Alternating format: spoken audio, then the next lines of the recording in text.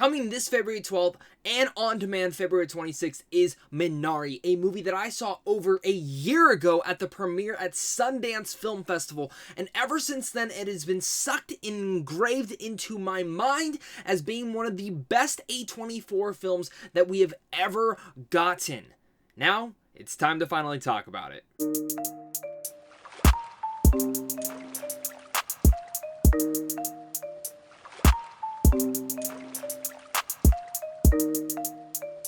Everybody, welcome back to a brand new movie review. Today we're going to be discussing the brand new A24 film Minari, which again I saw back at Sundance last year. I've already seen this film around 3 or 4 times ever since then because it is one of my favorite films from last year, and it's in general probably going to be one of your favorite films as well. This film is directed and written by Lee Isaac Chung, and it stars the likes of Steven Yeun, Yera Han, Alan Ask Kim, and Yeon Jung Yeon.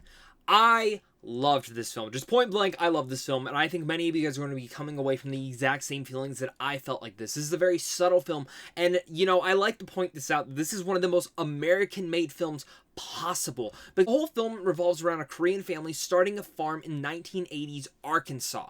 And if that's not like someone going out there and wanting to make their American dream, I don't know what it is. And I just have to like point and stab at the Golden Globes for nominating this for international film when it was made in the United States, and again is one of the most American films ever. Rant over. Of course, though, if you guys are new here, though, and you guys enjoy talking movies, or in general just are a geek like me, this is the channel for you guys. So hit that like and subscribe button so you don't miss out on content like this over here, as well as comment down below and let me know your guys' thoughts. Are you guys going to be checking out Minari? How excited are you? Or in general, have you gotten to check it out through the various film festivals that it has premiered at? Say that Minari is special would just be a big fat lie. It's more than special. It's tremendously beautiful, and a story that I was in love with from the opening scene to the very last. It's a movie that I can't express enough that is a must-see film right now, and it's a subtle wonder of a story that touches the gentle themes of what it means to be a family, what a Korean culture would look like inside a community and just in Arkansas, and also the dreams of a father who only wants to do about one thing by bringing greatness to his family and accomplishing his goals. Minari tells the story of a Korean family moving to Arkansas to start a farm in the 1980s. Special films like Minari only come around every so often. It's a movie that'll make you laugh, make you cry, make you smile,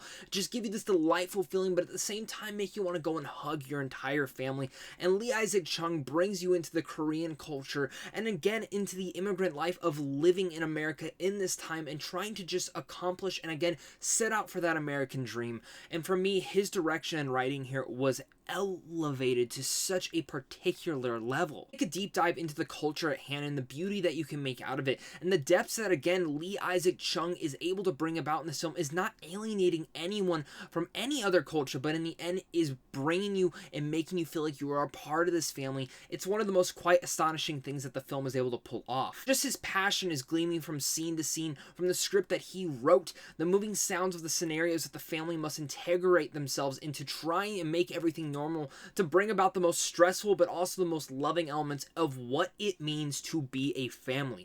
And Minari again is those biggest elements. You're going to watch this and definitely be able to relate in so many different ways and be like, okay, that's my dad, that's something my dad would do, that's something my mom would do, that's something my grandma would do.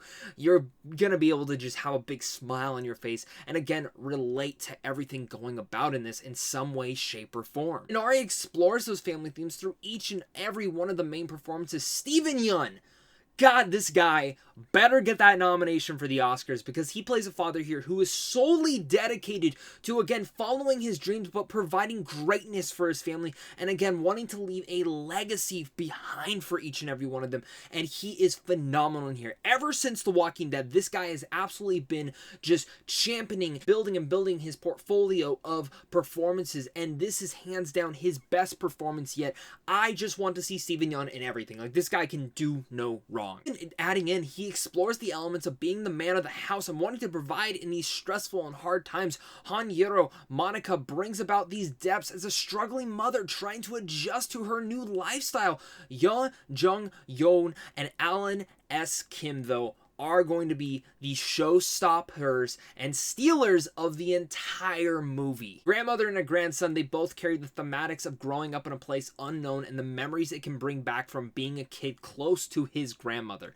Being someone who's always had a close relationship with two of my grandmothers, I related so heavily to this, and it brought back a swell of emotions and feelings through it all, and the charm gleaming off both of their performances are just glorious. This family is the central peak of this story, and each of the cast in here brings about the beauty of what it means, again, to be family. That is why Minari is so important. It is in the way that it is discussing the thematics of being a family together. That relationship is just so funny. The interactions with him, and Alan S. Kim, my God, I want this kid in everything after this because he is so adorable, funny, but is actually a great little actor, and he has a really bright spot and a really bright career ahead of him. Minari is truly the magical real deal you will be hearing about, again, not just from last year, but all year long this year. A24 has another beautiful, serenading hit on their hands, a cinematic, gorgeous, and powerful look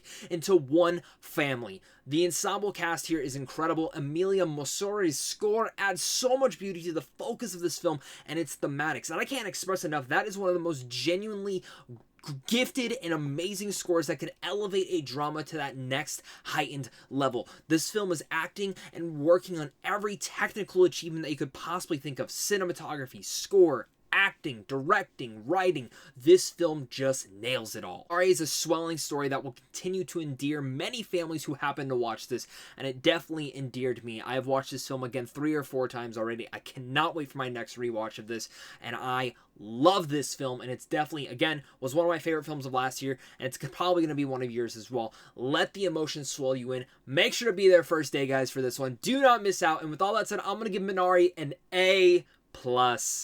Thank you once again for clicking on this video. You guys are seriously all the best. I hope you guys enjoyed this review, and I hope you guys enjoy the film as well. Make sure to leave me down below what your guys' thoughts are on it. Do you guys agree with me? Do you guys like it as much as I did? Or what were some of your cons or pros to it? Let's discuss it all down there. This is a great community for film and just geeks, and this is the place for you guys. Head on over to Sam from Films on how to see films early, and of course, this is a big thing to you and a big thing to my Patreon supporters, because without you, I wouldn't be able to do this. Thank you guys again, and of course, until next time, stay classy.